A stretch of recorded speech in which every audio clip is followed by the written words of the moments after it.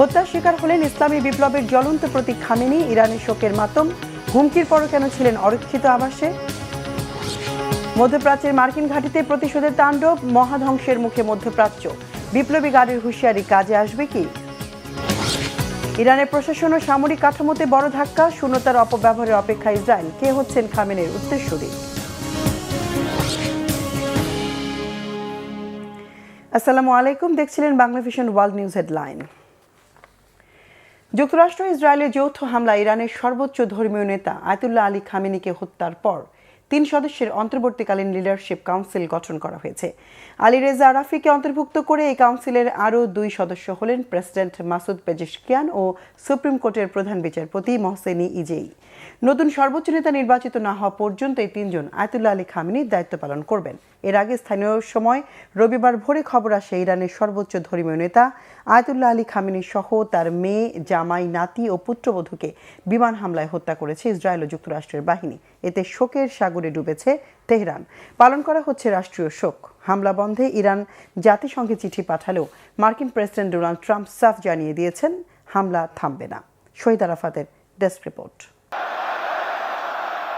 মার্কিন হামলায় ইরানের সর্বোচ্চ নেতা আয়াতুল্লাহ আলী খামেনিকে হত্যার পর অস্থায়ীভাবে তার দায়িত্ব নিয়েছেন লিডারশিপ কাউন্সিলের 3 নেতা Ali Reza Arafi, president Masoud Pezeshkian ও সুপ্রিম কোর্টের প্রধান বিচারপতি মহসেনি ইজেই। রবিবার গার্ডিয়ান কাউন্সিলের নেতা আলী রেজা আরিফিকে আইনজ্ঞ পদে নির্বাচিত করে এই ঘোষণা দেয় ইরান। নতুন সর্বোচ্চ নেতা নির্বাচিত না হওয়া পর্যন্ত এই 3 জন আয়াতুল্লাহ আলী খামেনির দায়িত্ব পালন করবেন। ইরান ও মুসলিম বিশ্বের জোরালো কণ্ঠস্বর আয়াতুল্লাহ আলী খামেনি নিহত হওয়ায় ইরান সহ মুসলিম বিশ্বজুড়ে চলছে শোক। কিন্তু প্রশ্ন উঠেছে, নিরাপদ আশ্রয়ে সরিয়ে নেওয়া খামেনিকে কিভাবে হত্যা করল যুক্তরাষ্ট্র ও ইসরায়েল? কোথায় ছিলেন খামেনি? তার নিরাপত্তা ব্যবস্থা কি ঢিলেঢালা ছিল? সিআইএ কিভাবে তার তথ্য পেল? চমকে যাওয়ার মতো তথ্য দিয়েছে ইরানের রাষ্ট্রীয় গণমাধ্যম। সরকারি সংবাদ সংস্থা ফার্সের তথ্য অনুযায়ী স্থানীয় সময় শনিবার সকালে নিজের অফিসেই ইসরায়েল ও যুক্তরাষ্ট্রের প্রথম দফার যৌথ হামলায় নিহত হন খামেনি। অর্থাৎ কোনো গোপন নিরাপদ আশ্রয় কেন্দ্রে ছিলেন না ইরানের সর্বোচ্চ নেতা। ওই হামলায় খামেনির মেয়ে, জামাই, নাতি ও পুত্রবধূও নিহত হয়েছেন। ইরানের আনুষ্ঠানিক ঘোষণার আগেই সামাজিক মাধ্যম ট্রুথ সোশ্যালের পোস্টে মার্কিন প্রেসিডেন্ট ডোনাল্ড ট্রাম্প দাবি করেন ইতিহাসের নিকৃষ্ট ব্যক্তিদের মধ্যে অন্যতম খামেনিকে হত্যা করা হয়েছে। এদিকে সর্বোচ্চ নেতাকে হারিয়ে গভীর শোকে ডুবেছেন খামেনির সমর্থক ও রক্ষণশীল গোষ্ঠীগুলো। ঘোষণা করা হয়েছে 7 দিনের সরকারি ছুটি ও 40 দিনের রাষ্ট্রীয় শোক। অন্যদিকে ইরানের ভেতরে ও বাইরে অনেকে মর্মান্তিক এই হত্যাকাণ্ডকে স্বৈরশাসনের অবসান হিসেবে দেখছেন। ইস্পাহান, কারাজ ও তেহরানের কিছু অংশে অনেককে গাড়ির হর্ন বাজিয়ে মিষ্টি বিতরণ করে আর আতশবাজি পুড়িয়ে উদযাপন করতে দেখা গেছে। খামেনি হত্যাকাণ্ডের পরও ইরানে বন্ধ হয়নি যুক্তরাষ্ট্র ইসরায়েলের আগ্রাসন, বরং দ্বিতীয় দিনে ইরানের 30টির বেশি লক্ষ্যবস্তুতে আঘাত এনেছে যুক্তরাষ্ট্র ও ইসরায়েল। মার্কিন প্রেসিডেন্ট ডোনাল্ড ট্রাম্প সাফ জানিয়ে দিয়েছেন যৌথ হামলা চলবে, থেমে থাকেনি ইরানও। মধ্যপ্রাচ্যের মার্কিন ঘাঁটিগুলোতে জারি রেখেছে প্রতিশোধের হামলা।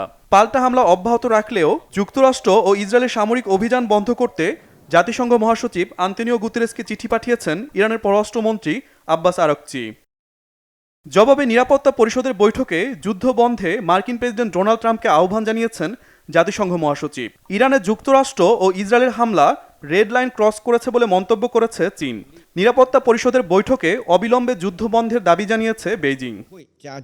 শহীদ Arafat, Bangla vision news desk. এদিকে আচমকা হামলা, ধ্বংসযজ্ঞ, মৃত্যু আর সর্বোচ্চ ধর্মীয় নেতা আলী খামেনি শহীদ হবার পরও মনোবল অটুট রেখে পাল্টা প্রতিরোধের হুঁশিয়ারি দিয়েছে ইরানের বিপ্লবী গার্ড IRGC। ভয়াবহ মিসাইল হামলা হয়েছে ইসরায়েল ও মধ্যপ্রাচ্যে যুক্তরাষ্ট্রের 27টি ঘাঁটিতে। কাতার, সৌদি আরব, কুয়েত, সংযুক্ত আরব আমিরাত ও বাহরাইনে মার্কিন ঘাঁটিগুলো প্রধান লক্ষ্যবস্তুতে পরিণত করেছে বিপ্লবী গার্ড। ড্রোন ও মিসাইল হামলা হয়েছে তেহরানের তেল নফ বিমান ঘাঁটি, তেল আবিবের হাকিরিয়ায় সামরিক বাহিনীর কমান্ড সদর দপ্তরে। ইরানের ক্ষেপণাস্ত্র হামলায় ইসরায়েলের বেইত শেমেস এলাকায় অন্তত 10 জন নিহত হয়েছে। শহীদ আরাফাতের আরেকটি ডেস্ক রিপোর্ট। যুক্তরাষ্ট্র ও ইসরায়েলের মিসাইল হামলায় তেহরানে বাড়ছে সর্বোচ্চ পর্যায়ের নেতাদের মৃত্যুর সংখ্যা। তাতেও দমিয়ে রাখা যায়নি ইরানকে। দেশটির ইসলামিক বিপ্লবী গার্ড IRGC ইসরায়েল ও মধ্যপ্রাচ্যে যুক্তরাষ্ট্রের অন্তত 27টি ঘাঁটি লক্ষ্য করে চালাচ্ছে একের পর এক মিসাইল ও ড্রোন হামলা। প্রতিশোধ নিতে হামলা অব্যাহত রাখার ঘোষণা দিয়েছে আয়াতুল্লাহ আলী খামেনির বিশ্বস্ত বাহিনী। ইসরায়েল ছাড়াও মিসাইল হামলায় আগুন জ্বলছে সৌদি আরব, কাতার, কুয়েত, জর্ডান, ইরাক, সংযুক্ত আরব আমিরাত ও বাহরাইনের যুক্তরাষ্ট্রের ঘাঁটিতে। ইসরায়েলের তেল নফ বিমান ঘাঁটি, তেল আবিবের হাকিরিয়ায় সেনাবাহিনীর কমান্ড সদর দপ্তর সহ প্রধান প্রধান প্রতিরক্ষা সেক্টর লক্ষ্য করে শনিবার থেকে মিসাইল ও ড্রোন হামলা অব্যাহত রাখে ইরানের ইসলামিক বিপ্লবী গার্ড সদস্যরা। রবিবারও ইরানের হামলার পর সাইরেন বেজে ওঠে তেল আবিব, জেরুজালেম, পশ্চিম তীর ও হাইফা শহরে। আল জাজিরার প্রতিবেদনে বলা হয়, এসব হামলায় ইসরায়েলে অন্তত 40টি ভবন ক্ষতিগ্রস্ত হয়েছে।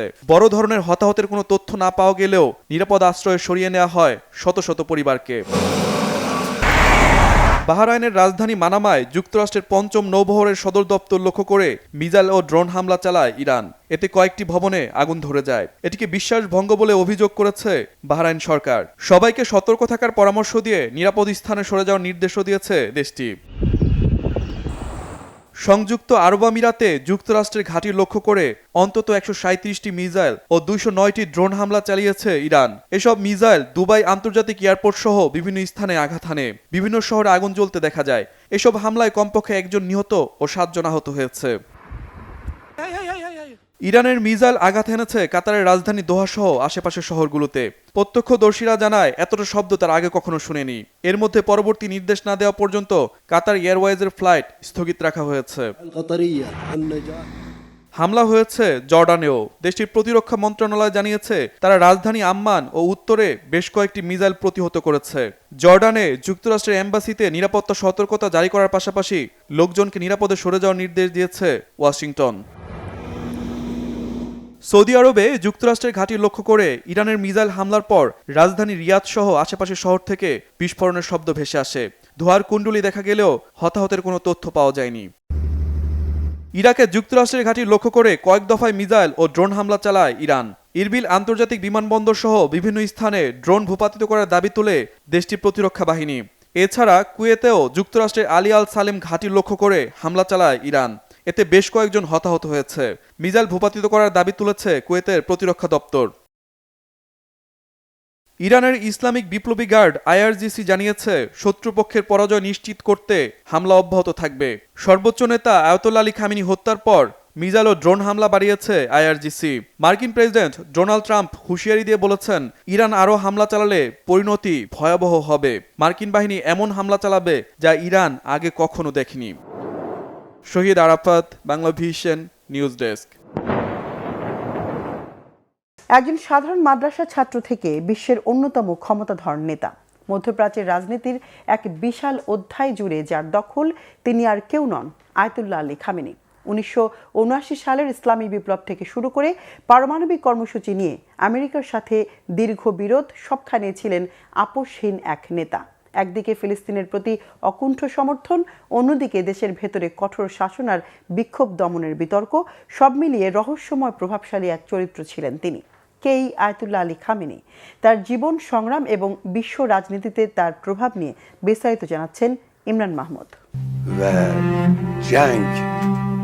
ইরানের সর্বোচ্চ ধর্মীয় নেতা আয়াতুল্লাহ আলী খামেনিকে হত্যা করেছে যুক্তরাষ্ট্র।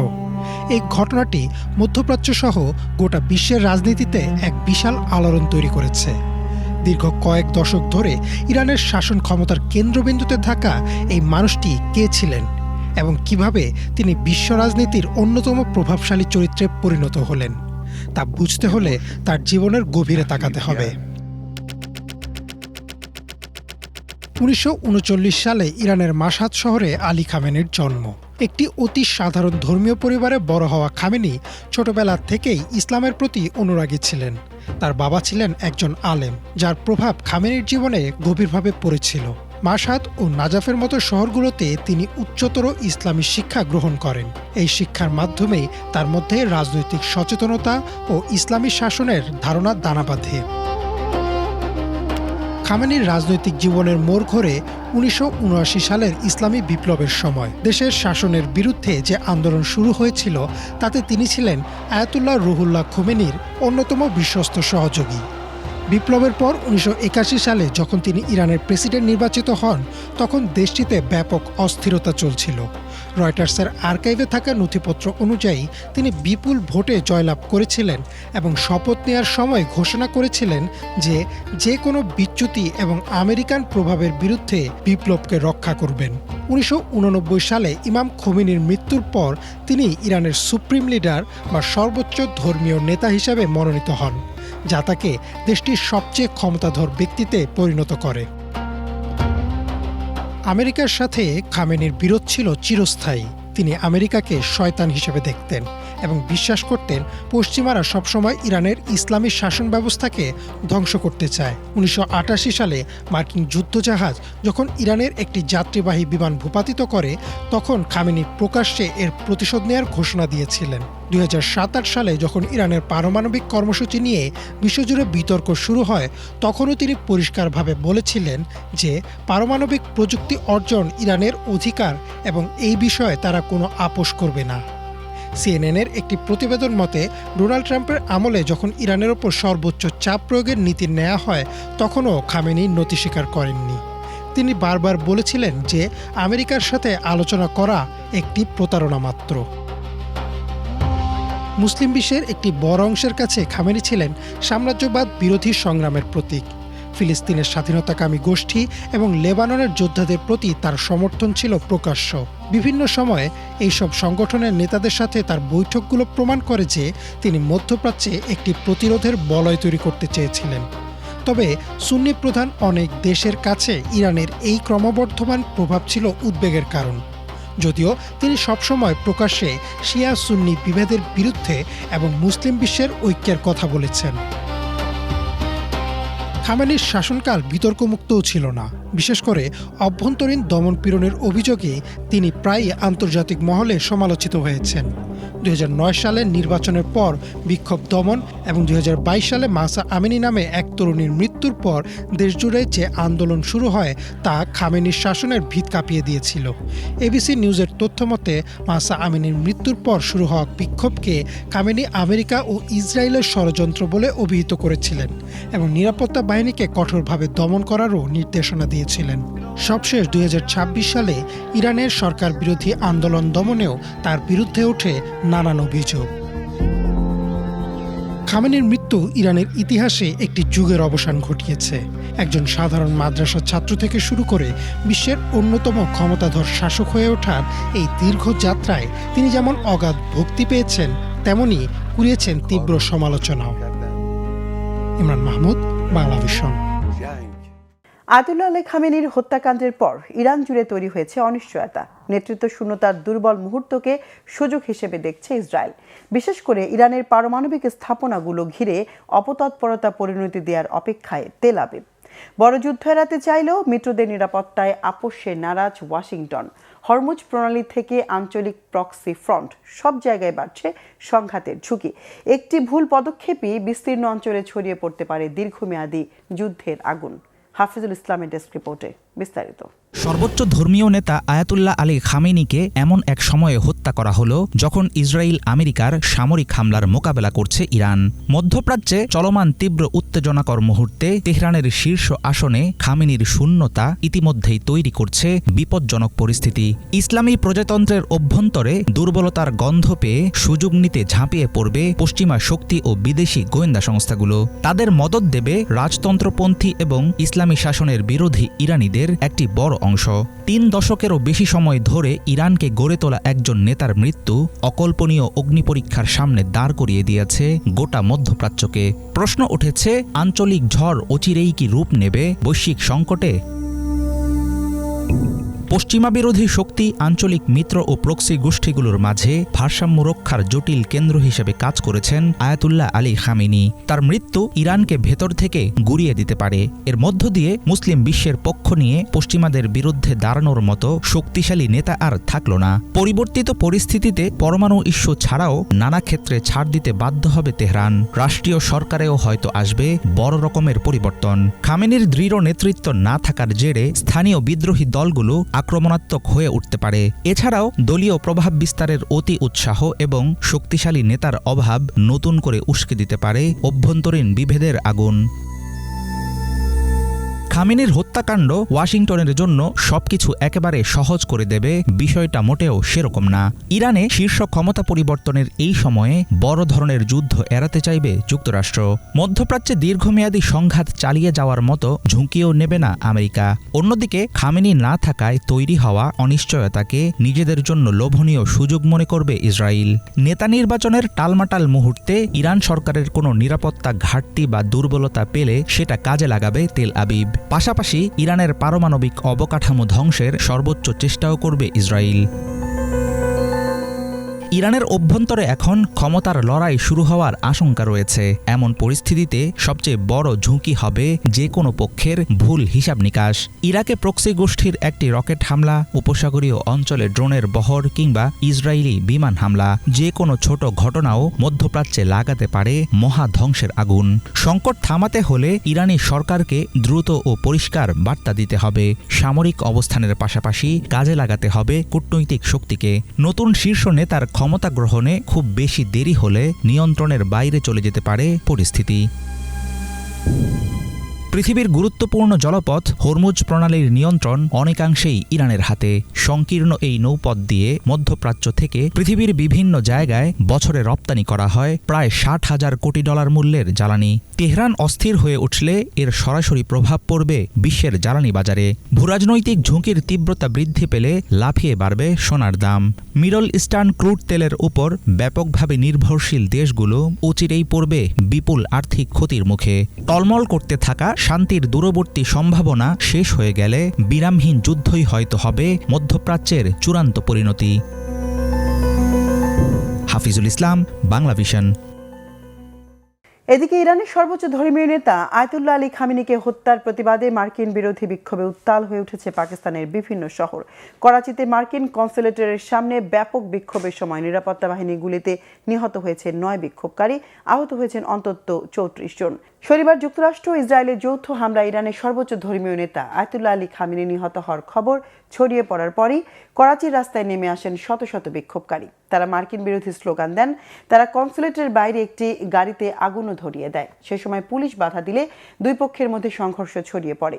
এক পর্যায়ে পুলিশের গুলিতে হতাহত হয় বিক্ষোভকারীরা। এছাড়া রাজধানী ইসলামাবাদেও সরকারি ভবন এবং বিদেশি দূতাবাসের বাইরে শত শত বিক্ষোভকারী জড়ো হয়ে মার্কিন বিরোধী স্লোগান দেয়। সে সময় বিক্ষোভকারীরা রেড জোনের ভেতরে ঢুকতে গেলে বাধা দেয় পুলিশ। বিক্ষোভকারীদের ছত্রভঙ্গ করতে কাঁদানে গ্যাস ছোড়ে তারা। যুক্তরাষ্ট্র ও ইসরায়েলের যৌথ হামলায় বড় ধাক্কা লেগেছে ইরানের সামরিক ও নিরাপত্তা বাহিনীর শীর্ষ নেতৃত্বেও। নিহত হয়েছেন বিপ্লবী গার্ড আইআরজিসি প্রধান জেনারেল মোহাম্মদ পাকপুর, প্রতিরক্ষা নীতি নির্ধারক আলী শামখানি এবং প্রতিরক্ষা মন্ত্রী আমির আজিজ নাসিরজাদে। লক্ষ্যভিত্তিক হামলায় শীর্ষস্থানীয় সেনা কর্মকর্তাদের হত্যার এই তালিকা বেশ দীর্ঘ। সামরিক কমান্ড কাঠামোতে এত বড় ধাক্কা সামাল দিতে পারবে কি ইরান? কি বলছেন বিশ্লেষকরা? মোর্শেদ আলমের ডেস্ক রিপোর্ট। মার্কিন ইসরায়েলি যৌথ হামলায় ইরানের সর্বোচ্চ ধর্মীয় নেতা আয়াতুল্লাহ আলী খামেনি, তার মেয়ে, জামাতা, পুত্রবধূ এবং নাতি নিহত হয়েছেন। ইরানের রাষ্ট্রীয় টেলিভিশন বিষয়টি নিশ্চিত করার পর ইরানের সরকারি বার্তা সংস্থা ইরানা জানায়, হামলায় দেশটির সর্বোচ্চ ধর্মীয় নেতা আয়াতুল্লাহ আলী খামেনির রাজনৈতিক উপদেষ্টা ও প্রতিরক্ষা পর্ষদের সেক্রেটারি আলী শামখানি এবং ইসলামী বিপ্লবী গার্ড বাহিনীর commander in chief Mohammad Pakpour নিহত হয়েছেন। জেনারেল মোহাম্মদ পাকপুর তেহরানে সিনিয়র মিলিটারি লিডারদের একটি গোপন মিটিংয়ে ইসরায়েলি এয়ার স্ট্রাইকে নিহত হন। মোহাম্মদ পাকপুর 2025 সালের জুনে ইরান ইসরায়েল সংঘর্ষে তার পূর্বসূরি নিহত হওয়ার পর আইআরজিসির কমান্ডার ইন চিফ হিসেবে দায়িত্ব নেন।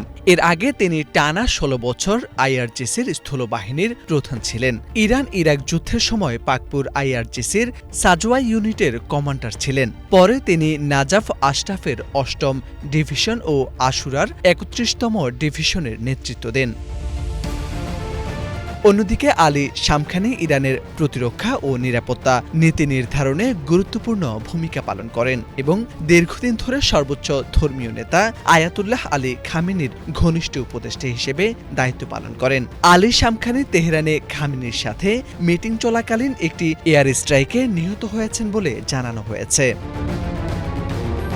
পাকপুর ও শামখানি দুজনেই যুক্তরাষ্ট্রের নিষেধাজ্ঞার আওতায় ছিলেন। তাদের মৃত্যু ইরানের সামরিক ও রাজনৈতিক অঙ্গনে বড় ধরনের ধাক্কা হিসেবে দেখা হচ্ছে। এছাড়াও প্রতিরক্ষা মন্ত্রী জেনারেল আমির আজিজ তেহরানের একটি সামরিক সরকারি সমাবেশে যৌথ হামলায় নিহত হন। খামেনির মিলিটারি ব্যুরোর প্রধান মোহাম্মদ সিরাজি তেহরানের লিডারশিপ গ্যাদারিংয়ের টার্গেটেড এয়ার স্ট্রাইকে নিহত হন। ডিফেন্স ইনোভেশন অ্যান্ড রিসার্চ অর্গানাইজেশনের চেয়ারম্যান নিউক্লিয়ার প্রোগ্রামের সাথে যুক্ত শীর্ষ কর্মকর্তারা তেহরানের একটি সামরিক গবেষণা সাইটে হামলায় নিহত হয়েছেন বলেও জানা গেছে। এখনও পর্যন্ত মোট প্রায় 40 জন উচ্চপদস্থ কর্মকর্তা ও কমান্ডার নিহত হয়েছেন বলে ইসরায়েলি ও আমেরিকান সূত্র দাবি করেছে। তারা বেশিরভাগই তেহরানে সকালের প্রথম দফা এয়ার স্ট্রাইকে নিহত হন, যখন লিডাররা একসাথে মিটিংয়ে ছিলেন। Morshed Alam, Bangla vision. Ayatollah Ali খামেনির উত্তরসূরি নিয়ে আলোচনা পুরনো হলেও বর্তমান পরিস্থিতিতে এটি চরম প্রাসঙ্গিক। অন্তর্বর্তীকালীন লিডারশিপ কাউন্সিলের নেতা হিসেবে খামেনির আস্থাভাজন আলী রেজা আরাফির নাম ঘোষণা করা হয়েছে। সম্ভাব্য উত্তরসূরির তালিকায় খামেনির দ্বিতীয় ছেলে মোস্তাবার নাম থাকলেও আলোচনায় আছে আরও কয়েকজনের নাম। সার্বিক বিচার বিশ্লেষণে খামেনির উত্তরসূরি হওয়ার দৌড়ে কে এগিয়ে আছেন? বিস্তারিত ফজলে রাব্বির ডেস্ক রিপোর্টে। رهبر و امام مسلمین حضرت آیت الله العظما سید علی حسینی خامنه‌ای। একটি দীর্ঘ অধ্যায়ের অবসান হলো। ইসরায়েল ও যুক্তরাষ্ট্রের কাপুরুষোচিত হামলায় মৃত্যুবরণ করেছেন ইরানের সর্বোচ্চ নেতা আয়াতুল্লাহ আলী খামেনি। শনিবার রাতেই খামেনিকে হত্যার দাবি করে ইসরায়েল ও যুক্তরাষ্ট্র। তবে ইরানের পক্ষ থেকে এ বিষয়ে চূড়ান্ত ঘোষণা আসার অপেক্ষা ছিল। 1 মার্চ খামেনির মৃত্যুর বিষয়টি নিশ্চিত করে ইরানি গণমাধ্যম। এই বিমান হামলায় 86 বছর বয়সী খামেনি ছাড়াও তার মেয়ে, জামাতা ও নাতি নিহত হয়েছেন। দীর্ঘ কয়েক দশক ধরে যিনি বজ্রমুষ্টিতে আগলে রেখেছিলেন নিজ দেশের সার্বভৌমত্ব, তার অনুপস্থিতিতে দেখা দিয়েছে এক বিশাল শূন্যতা। খামেনির মৃত্যুর পর ইরানের নেতৃত্বের দায়ভার কার কাছে যাচ্ছে তা নিয়েও শুরু হয়েছে নানা জল্পনা। দেশটির সরকারি বার্তা সংস্থা IRNA জানিয়েছে, ইরানে এই মুহূর্তে 3 সদস্যের একটি পরিষদ দায়িত্ব নেবে। এই পরিষদে থাকবেন দেশের প্রেসিডেন্ট, বিচার বিভাগের প্রধান এবং গার্ডিয়ান কাউন্সিলের একজন ফকিহ। এই 3 জন সাময়িকভাবে দেশের সব নেতৃত্বের দায়িত্ব পালন করবেন। নেতৃত্বের রূপান্তর প্রক্রিয়া শেষ না হওয়া পর্যন্ত এই পরিষদ রাষ্ট্র পরিচালনার কাজ দেখবে। নতুন সর্বোচ্চ নেতৃত্ব নির্বাচনের আগ পর্যন্ত এই ব্যবস্থাই কার্যকর থাকবে। তবে আনুষ্ঠানিকভাবে কোনো ঘোষণা না আসলেও খামেনির উত্তরসূরি হিসাবে আলোচনায় উঠে আসছে কয়েকজনের নাম। এক্ষেত্রে সবচেয়ে বেশি আলোচনায় আছেন খামেনির দ্বিতীয় পুত্র 56 বছর বয়সী মোস্তফা খামেনি। মোস্তফা খামেনি প্রভাবশালী ইসলামিক রেভলিউশনারি গার্ড কর্পসের সঙ্গে ঘনিষ্ঠ সম্পর্কের জন্য পরিচিত। তবে ইরানের শিয়া শাসন ব্যবস্থায় রাষ্ট্র ক্ষমতায় পিতা পুত্রের উত্তরাধিকারকে তেমন গুরুত্ব দেওয়া হয় না। এছাড়া মোস্তফা খামেনি খুব উচ্চ পর্যায়ের ইসলামী পণ্ডিত নন এবং এখন পর্যন্ত শাসন ব্যবস্থায় তার কোনো আনুষ্ঠানিক ভূমিকা নেই।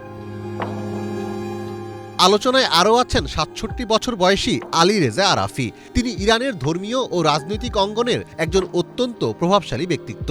তিনি ইরানের প্রভাবশালী গার্ডিয়ান কাউন্সিলের একজন সদস্য এবং শরিয়া মাদ্রাসাগুলোর প্রধান হিসেবে দায়িত্ব পালন করছেন। আরাফি ইরানের তেমন পরিচিত ব্যক্তি না হলেও তিনি খামেনির আস্থাভাজন ছিলেন।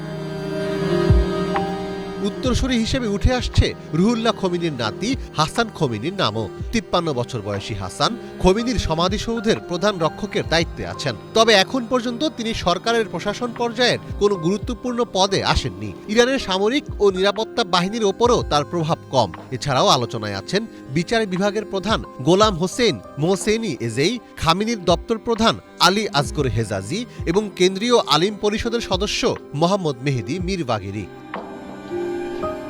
1989 সালে রুহুল্লাহ খোমেনির মৃত্যুর পর অ্যাসেম্বলি অব এক্সপার্টস আলী খামেনিকে ইরানের দ্বিতীয় সর্বোচ্চ নেতা হিসেবে নির্বাচিত করে।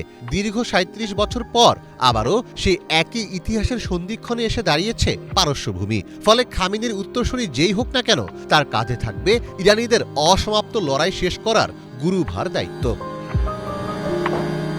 মীর ফজলে রাব্বি, বাংলা ভিশন। এদিকে আলোচনা চলছে কে এই আয়াতুল্লাহ আলী রেজা আরাফি, যাকে সর্বোচ্চ ধর্মীয় নেতা আয়াতুল্লাহ আলী খামেনি নিহতের পর ইরানের 3 সদস্যের অন্তর্বর্তীকালীন লিডারশিপ কাউন্সিলে অন্তর্ভুক্ত করা হয়েছে। নতুন সর্বোচ্চ নেতা নির্বাচিত না হওয়া পর্যন্ত তারা দায়িত্ব পালন করবেন।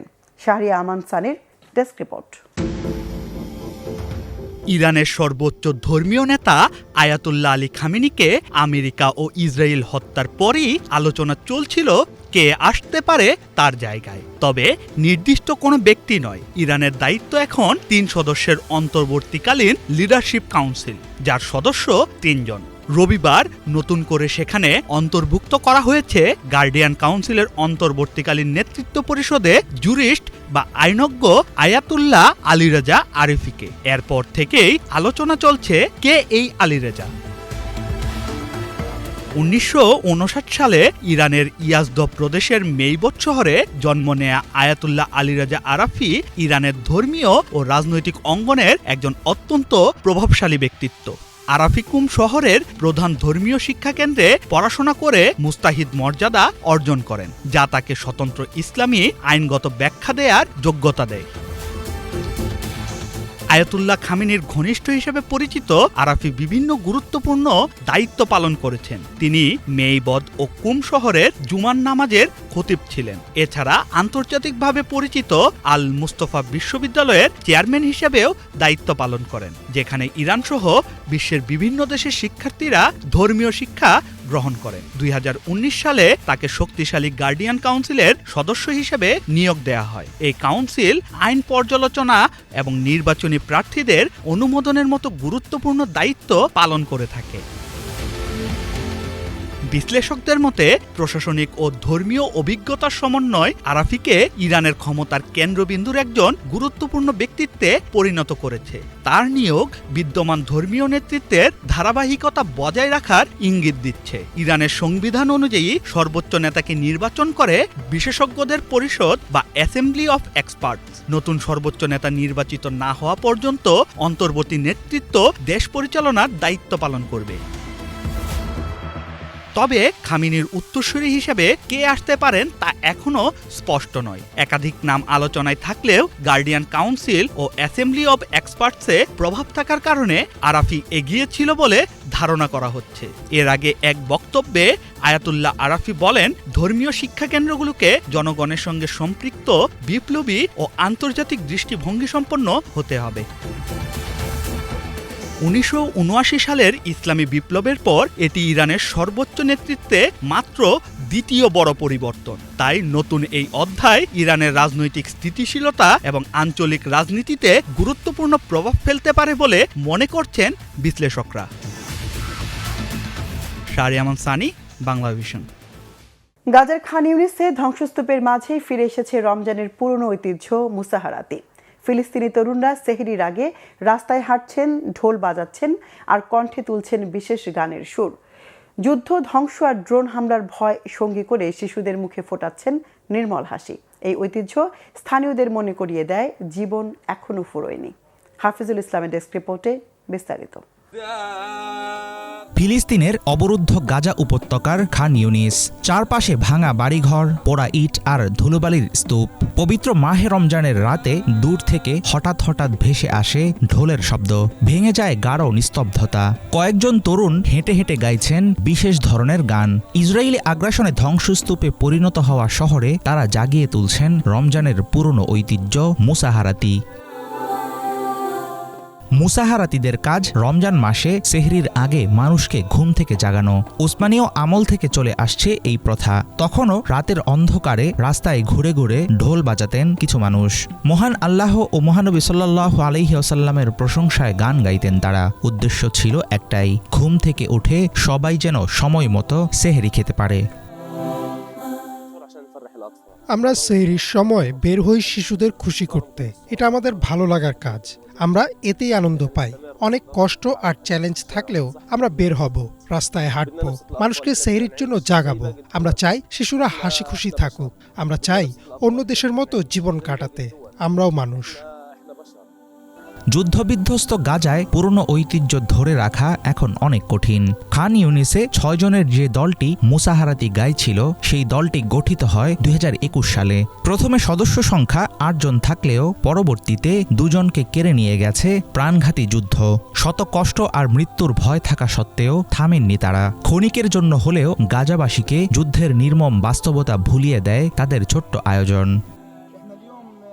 2 বছরের যুদ্ধ দেখার পর আজ আমরা পাড়া সাজালাম, আলোকিত করলাম, রং লাগিয়েছি, নানান রকম পেইন্ট করেছি, জমে থাকা ধ্বংসস্তূপও সরালাম সবাই মিলে। মুসাহারাতিদের উপস্থিতি আমাদের আশা জাগায়, আমাদের শক্তি দেয়। এই বিশাল কাজটুকু মুসাহারাতিরা আমাদের জন্য করেছে। ইসরায়েলের দীর্ঘ সময়ের দখলদারিত্ব আর 2 বছরের যুদ্ধের ধকলে অনেকটাই বদলে গেছে ফিলিস্তিনের গাজা। মাটির সঙ্গে মিশে গেছে গোটা উপত্যকা। এত কিছুর পরেও এখনো চলছে মুসাহারাতিদের ডাক। এটা দেখা সত্যি খুব কষ্টকর। আমাদের পাড়া আগে কেমন ছিল, কিভাবে আমরা সেহেরির জন্য আনন্দের সঙ্গে মানুষকে ঘুম থেকে জাগাতাম।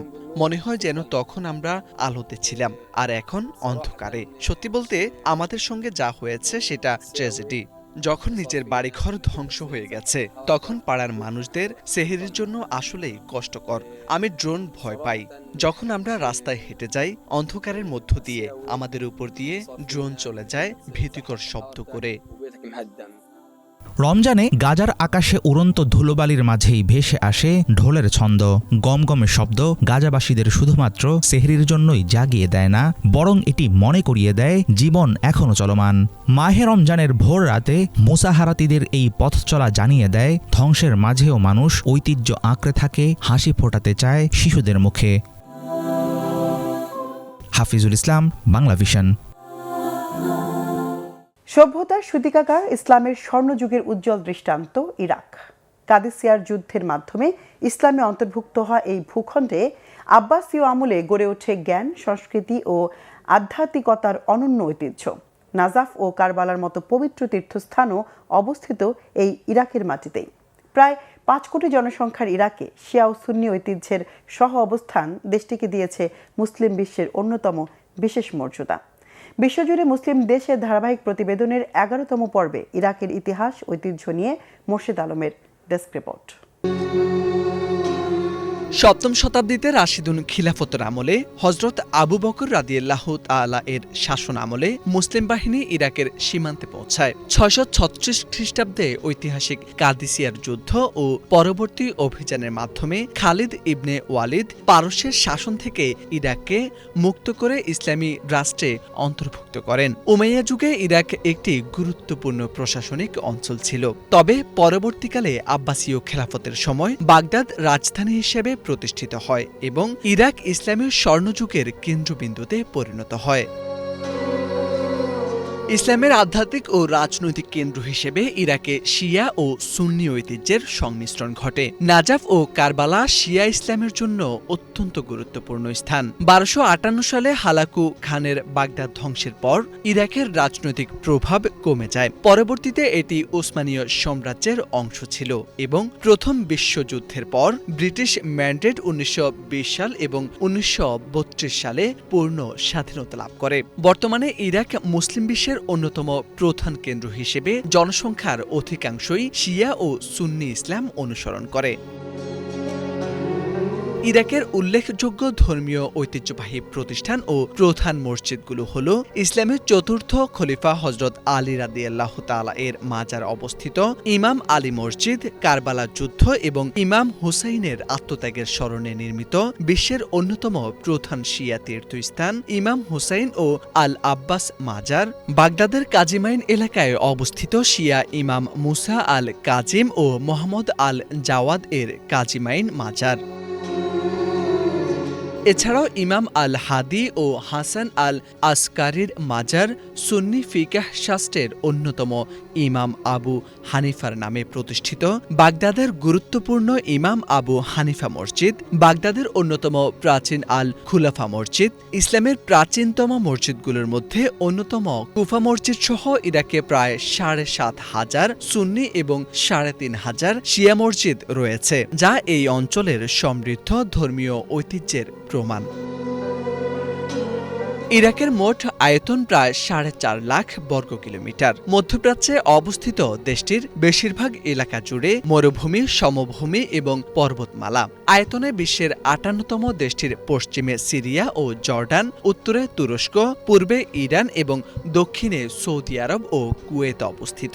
ইরাকের মোট জনসংখ্যা প্রায় 5 কোটি। জনসংখ্যার দিক থেকে এটি বিশ্বের 33তম দেশ। মোট জনসংখ্যার প্রায় 95% মুসলিম, যার মধ্যে আনুমানিক 65% শিয়া এবং 35% সুন্নি। বিশ্বের শীর্ষ মুসলিম জনসংখ্যার দিক দিয়ে ইরাকের অবস্থান 11তম।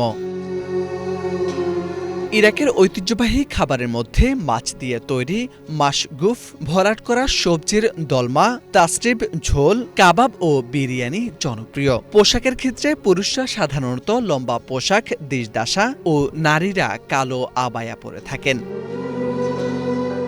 মেসোপটেমীয় সভ্যতার লীলাভূমি ইরাক প্রাকৃতিক ও স্থাপত্যের এক অপূর্ব সংমিশ্রণ। উত্তরে তুষার শুভ্র পাহাড় ও জলপ্রপাত, দক্ষিণে ইউনেস্কো স্বীকৃত মেসোপটেমীয় জলভূমি এর অন্যতম আকর্ষণ।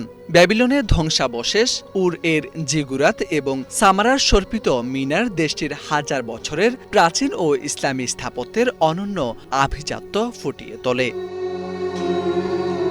মোরশেদ আলম, বাংলা ভিশন। দর্শক, এ ছিল আজকের মতো। সাথে থাকায় ধন্যবাদ।